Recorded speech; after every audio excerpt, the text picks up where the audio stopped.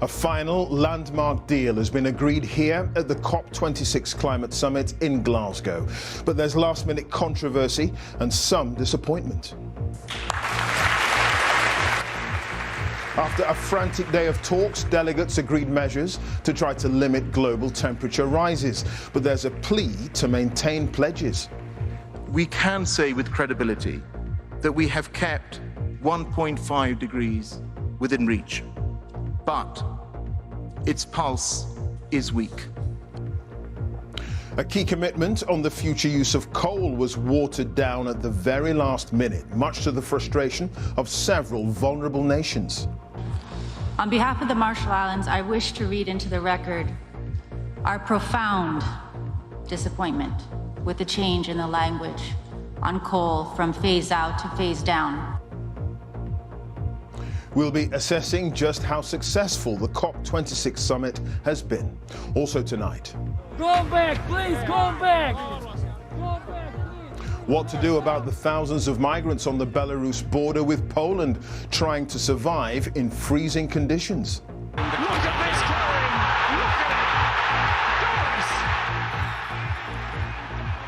at it! And delirium in Dublin as Ireland beat the All Blacks in their autumn international.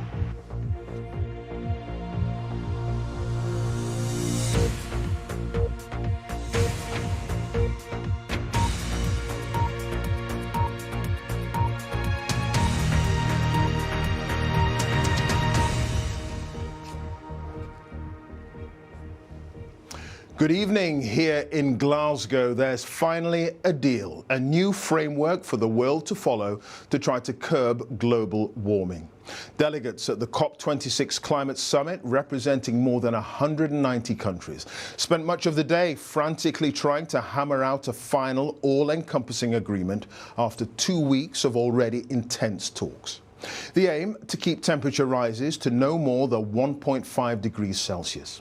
But the president of the summit, Alok Sharma, admitted the deal is imperfect, and several countries said the final text was too watered down.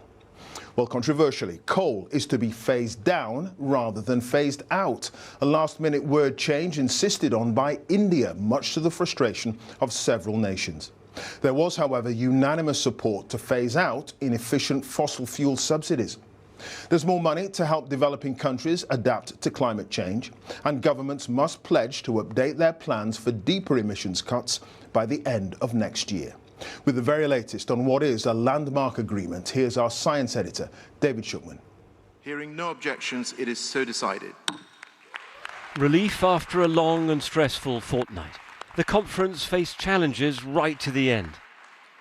Dear delegates, The day began with confusion and uncertainty. A delivery of what looked like pizza boxes, in fact, documents for the UN Secretary-General.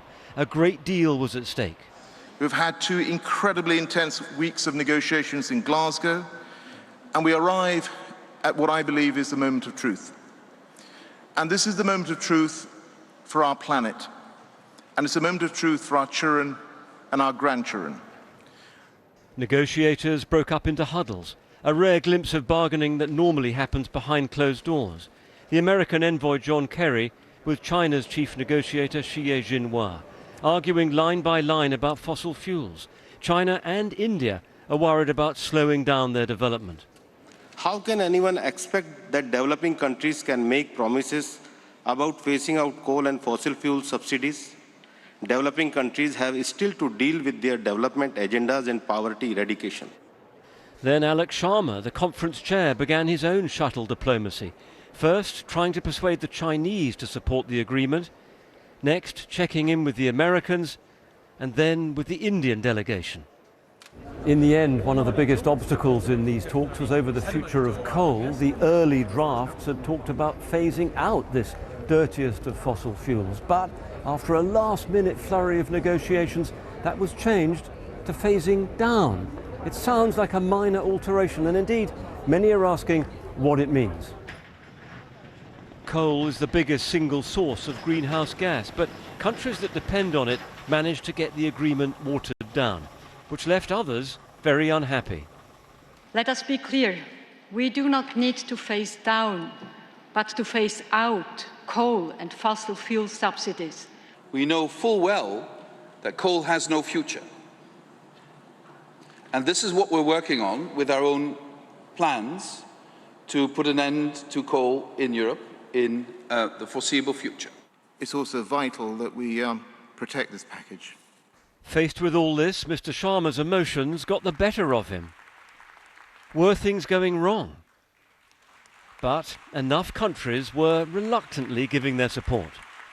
We do so only, and I really want to stress, only, because there are critical elements of this package that people in my country need as a lifeline for their future. History has been made here in Glasgow. That's for others to judge when we see if the pledges made here to reduce emissions and to boost aid to the poorest nations are actually delivered in the years to come. David Shuckman, BBC News in Glasgow. Well, at the heart of 2 weeks of talks here was the aim of keeping temperatures as close to 1.5 degrees Celsius above pre-industrial levels, as close as possible, to avoid the worst effects of climate change. So, what sort of impact will the agreement have on global temperatures and on the way we all live? Here's our science correspondent, Rebecca Morell. Piece by piece, after 2 weeks of intense negotiations, uniting people from all over the world, a plan for the future of our planet has come together. But will it stop temperatures rising over 1.5 degrees? At the start of the conference, every country submitted plans to cut their greenhouse gas emissions, and scientists have been crunching the numbers. Global temperatures are already 1.1 degrees over pre-industrial levels. If every nation carries out its long-term pledges, we get to 1.8 degrees. But if you look at what countries are actually doing, a more likely outcome is 2.4 degrees. This is more progress on climate than we've seen before. But in an absolute sense, we are miles and miles away from where we need to be, and we're still on course for really catastrophic warming. The Glasgow conference clearly hasn't solved the problem, but will some aspects of what's happened here keep 1.5 alive? Coal, the most polluting fossil fuel, will be reduced but not phased out. Some nations will cut methane, a potent greenhouse gas. Tackling deforestation has been promised too. And importantly, countries are being asked to return next year with better plans to cut emissions. We need these governments to really come back with enhanced action, not just empty pledges, not just about net zero by 2050, but the actions that they're going to take in the short term. So how will the Glasgow Agreement affect all of us? How are our lives going to change? Ultimately, this will impact everything, from how we get around to the food we eat and how we heat our homes. But this will take time. Our fragile planet is already changing, and while there has been progress in Glasgow and 1.5 degrees hasn't been lost, it will take a monumental effort to stop temperatures from rising above that. Rebecca Morell, BBC News, Glasgow. Well, let's hear once again from our science editor, David Shuckman. David, some see success achieved here in Glasgow. Others believe the deal has been watered down far too much. The activist, Greta Thunberg, has already tweeted that she thinks the deal is more blah, blah, blah. What's your assessment of what has been achieved here? Yeah, it's difficult to give an instant judgment. It probably, on balance, is a bit of success and a bit of failure. On the one hand, coal, the dirtiest fossil fuel, is named and, in a sense, shamed in a UN climate document for the first time. Also, there will be a picking up of the pace of reviews of climate plans and of meetings. It'll be harder for governments to dodge their responsibilities on this. And there's a much greater recognition of the aid needed to get to the poorest countries. But flip all that round, and those developing nations say there's not nearly enough urgency about getting them the help they need, and also about cutting the emissions that are driving up temperatures in the first place. I think on balance we're going to need a few years to really judge to see whether the promises made here are delivered and the extent to which they really do put the world onto a safer course. David, many thanks once again. David Shuckman there, our science editor. Well, many Caribbean island nations and Central American countries are already experiencing the worst effects of climate change, and the damage is costing lives and livelihoods. So what does the deal deliver for them? Well, our correspondent Will Grant is in Mexico City for us tonight. Will, just what's the response been so far to the deal that's been achieved here? Clive, one thing is clear. Central America and the Caribbean have borne the brunt of extreme weather events for climate change, perhaps more than anywhere else in the world. Hurricanes are becoming more frequent and more powerful, wiping out crops, livelihoods, and forcing people to migrate. So it came as no huge surprise that the G77 group of developing nations, which includes all of the Caribbean and Central America, insisted on a provision for compensation for extreme weather from climate change. That said, as you know, this part of the world has its fair share of major oil producers, Brazil, Venezuela, here in Mexico, and those economies aren't going to disconnect from fossil fuel dependence just yet. So there's real scepticism too, I think, that Latin America's poorest will genuinely benefit from the text agreed in Glasgow. OK, Will, many thanks for that. Will Grant there in Mexico City. Now, on to some of the day's other news, and Belarus says it's increasing aid to migrants. It's accused of trafficking to its border with Poland. Warsaw says its border guards believe Belarusian soldiers tried to destroy a section of fencing to allow migrants to cross into the European Union. Well, Western nations have condemned Belarus for the growing crisis on its frontier, where thousands of migrants are stranded in freezing conditions. Our correspondent Steve Rosenberg has sent us this report from the Belarusian side of the border. Winter is coming in Belarus. So at the migrant camp, they're gathering whatever they can to build some shelter. But for the people camping out, there is little protection, and no one knows how long they're going to be here. We can't stay more because the weather is too cold. The people maybe day by day will die here from cold. So Omar, you'll have to go back to your country, no? Never.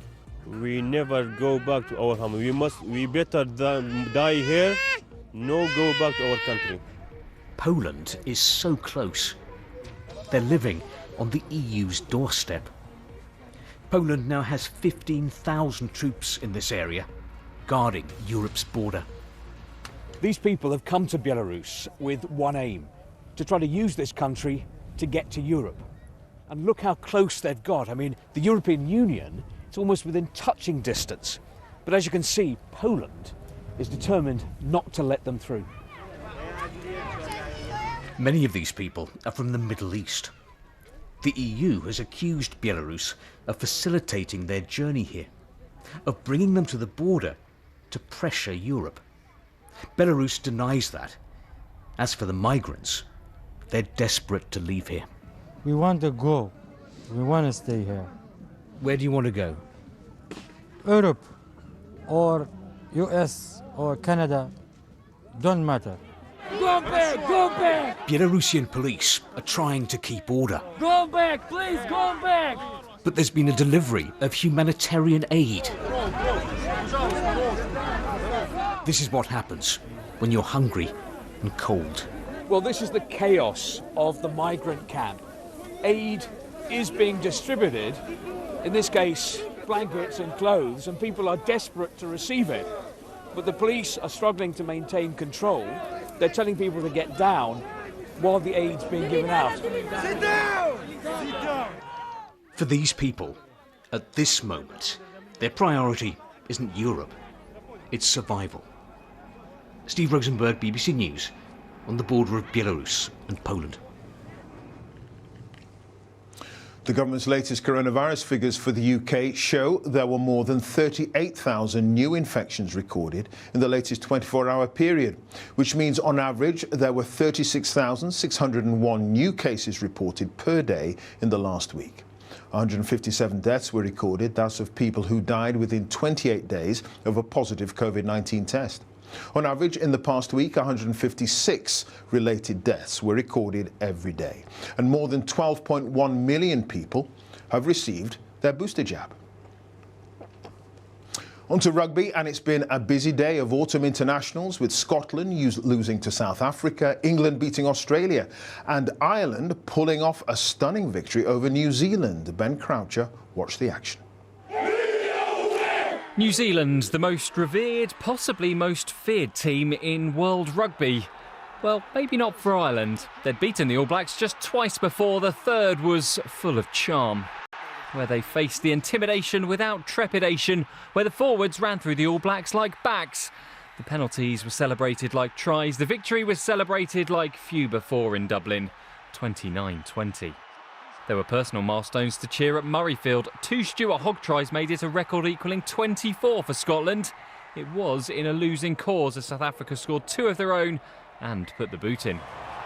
They'll travel to Twickenham next week to find an England team hitting their stride. Freddie Stewart set them on course for an 8th straight win over Australia. Jamie Blamire may not have such speed, but those in green and gold still couldn't catch him. England's captain said they could still play better. The world champions next Saturday might have something to fear. Ben Croucher, BBC News. That's it from Glasgow, but before we go, tomorrow morning at 9 o'clock here on BBC One, among the guests talking to Andrew Marr will be the COP26 President, Alok Sharma. But now, from all of us here, have a very good night.